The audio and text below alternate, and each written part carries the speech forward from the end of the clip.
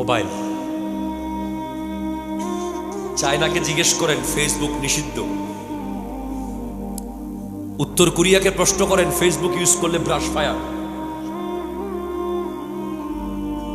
আর আমার বাংলাদেশে একটা ফেসবুক আইডি যে খুলতে পেরেছে সে মনে করছে যে আমি তো রকেট বানাই ফেলছি। ঠিক কিনা কথা জোরে বলেন না। আপনি আগে কেমন ছিলেন?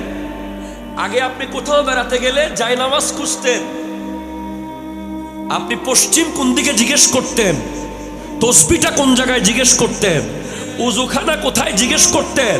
এখন আপনি গেলে খোঁজেন ওয়াইফাই এর পাসওয়ার্ড।